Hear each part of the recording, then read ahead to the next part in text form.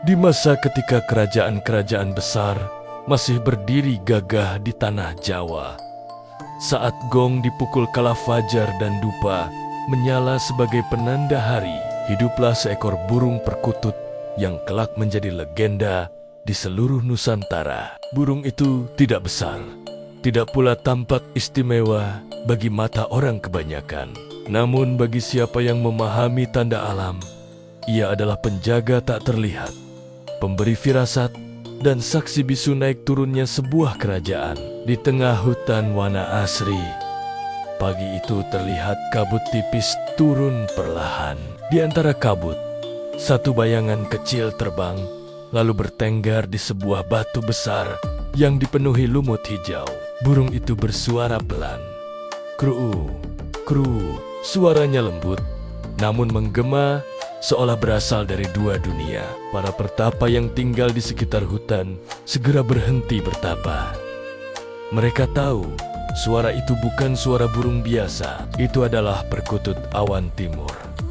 Makhluk yang disebut dalam naskah kuno sebagai utusan alam alus. Hari itu, tepat sebelum matahari mencapai puncaknya, burung itu terbang ke arah barat menuju pusat kerajaan Majapahit. Di keraton Wilwatikta, Ratu Ayu Kencana sedang duduk di pendapa, menyimak laporan prajurit mengenai pergerakan pasukan di perbatasan. Tiba-tiba, bayangan kecil melintas di langit biru, lalu burung itu turun tepat di atas singgasananya. Para prajurit kaget, para senopati saling bertukar pandang.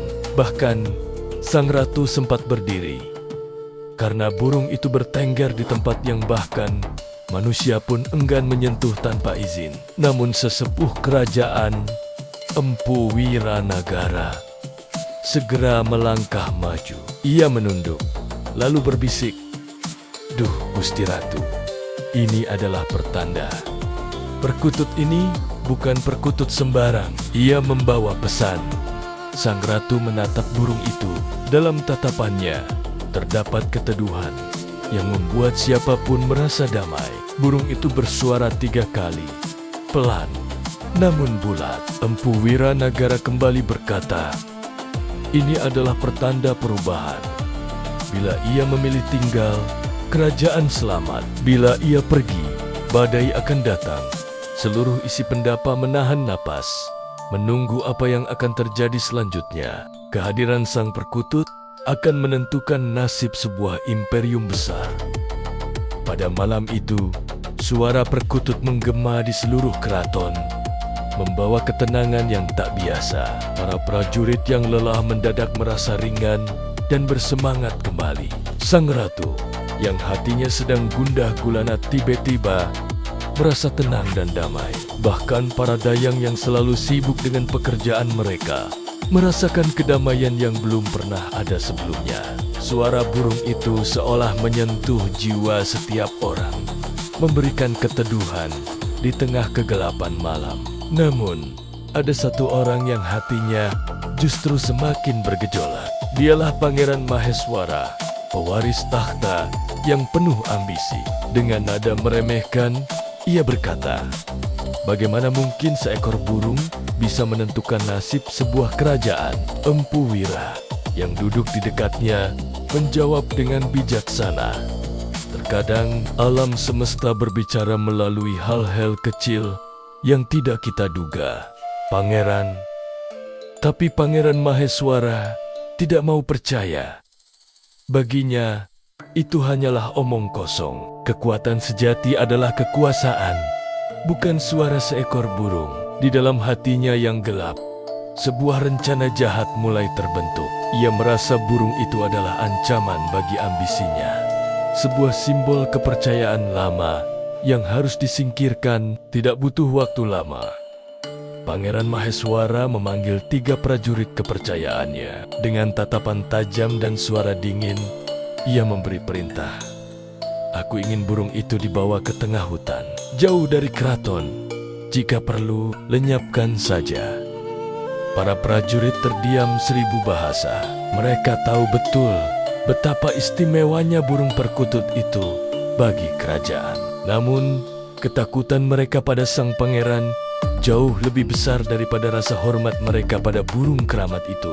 Malam harinya, ketika seisi keraton telah terlelap dalam buaian mimpi, ketiga prajurit itu menyelinap masuk ke pendapa. Di sana, sang burung perkutut tertidur dengan tenang di dalam sangkar barunya. Ketika tangan seorang prajurit hendak meraih sangkar itu, sesuatu yang aneh terjadi. Angin tiba-tiba bertiup sangat kencang, membuat semua lilin dan dupa di pendapa padam seketika. Langit yang tadinya cerah mendadak mendung pekat, sunyi tanpa suara guntur sedikit pun. Sebelum mereka sempat menyentuh sangkar, terdengar suara gemuruh kecil yang aneh.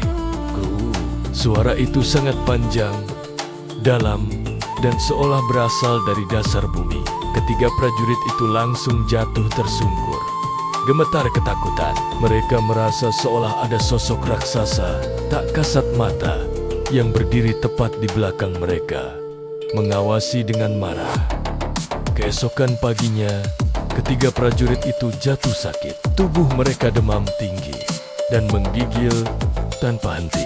Sejak saat itu, tidak ada seorang pun di keraton yang berani mendekati, apalagi menyentuh sangkar burung perkutut keramat itu lagi. Mereka sadar ada kekuatan besar yang melindunginya. Terkadang, hal-hal kecil yang kita remehkan justru memiliki kekuatan yang luar biasa. Beberapa hari kemudian, kabar buruk datang dari tapal batas. Pasukan dari kerajaan tetangga dilaporkan bergerak menuju perbatasan Majapahit. Kabar ini membuat Ratu Ayu Kencana merasa sangat galau dan cemas. Bagaimana nasib rakyatnya jika perang bener-bener terjadi? Di tengah kegelisahan yang melanda istana, perkutut kesayangannya kembali bersuara. Namun, kali ini suaranya terdengar berbeda.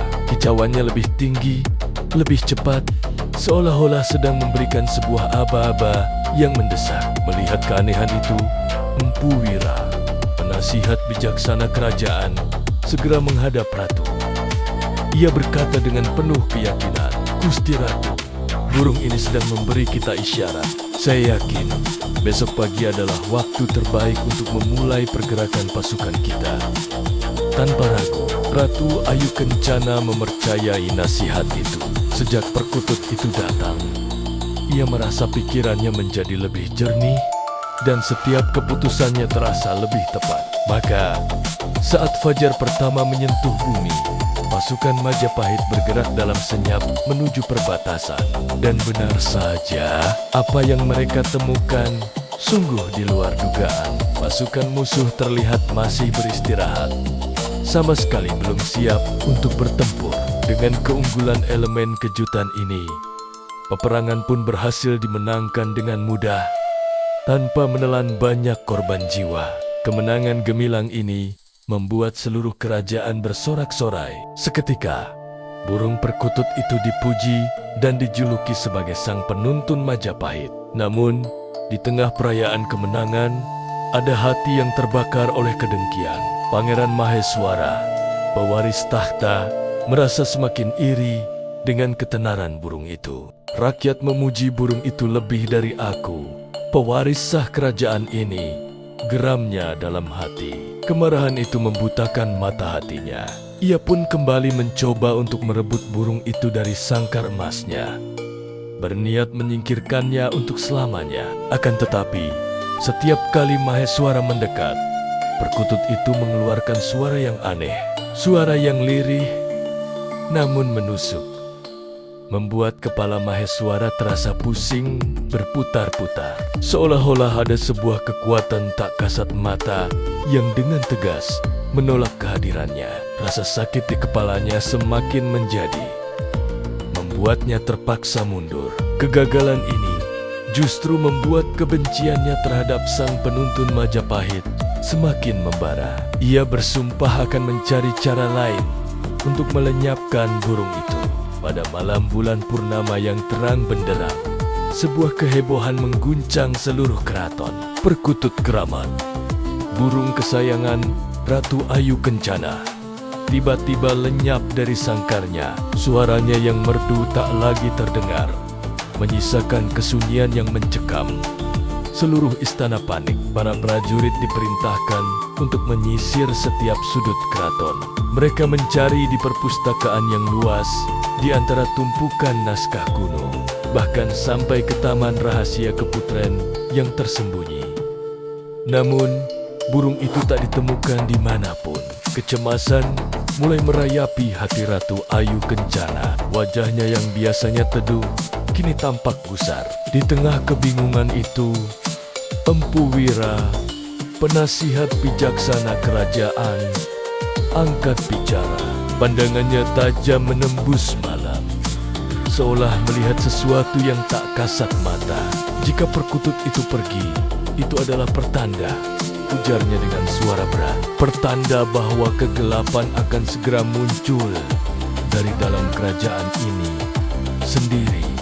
Firasat Empu Wira ternyata benar.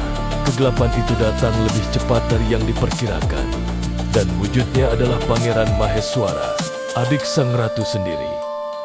Dengan licik, sang pangeran memulai kudeta sunyinya. Ia menuduh Empu Wira telah memanipulasi semua orang dengan mitos tentang burung gaib. Pangeran Maheswara pandai berbicara. Ia berhasil memprovokasi sebagian pasukan yang merasa tidak puas dan merayu para bangsawan yang haus kekuasaan. Rencananya nyaris berhasil. Para prajurit yang terhasut sudah siap bergerak. Para bangsawan sudah berpihak padanya. Kerajaan berada di ambang perpecahan. Namun, tepat ketika Maheswara merasa kemenangannya sudah di depan mata, sebuah keajaiban terjadi. Terdengar alunan suara merdu yang menggetarkan dari atap gedung Paseban Agung. Suara yang sangat mereka kenal, suara sang perkutut. Semua orang serentak menengadah. Di sana, di puncak atap, berdiri sang perkutut dengan gagahnya. Bulunya yang indah berkilauan diterpa cahaya purnama, tampak seperti permata hidup.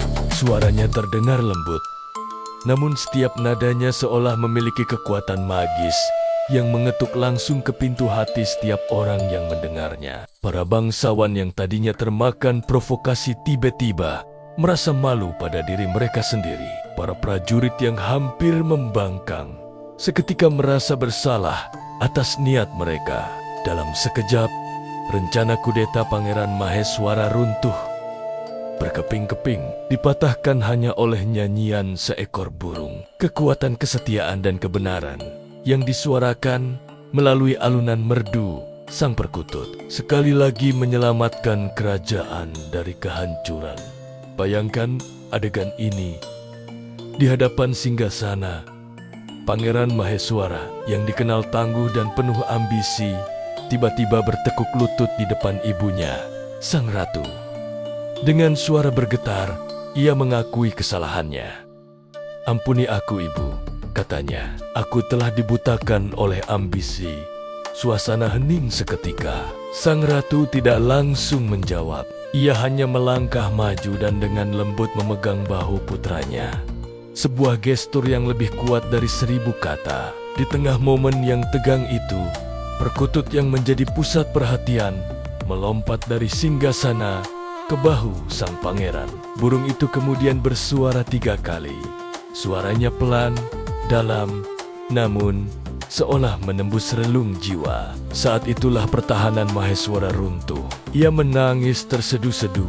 Tangisan yang sudah sangat lama ia pendam di balik topeng kekuasaannya. Seolah-olah suara burung itu adalah kunci yang membuka pintu maaf dari alam semesta, membersihkan semua beban di hatinya. Sejak hari pengakuan itu, perkutut tersebut tidak pernah lagi meninggalkan keraton.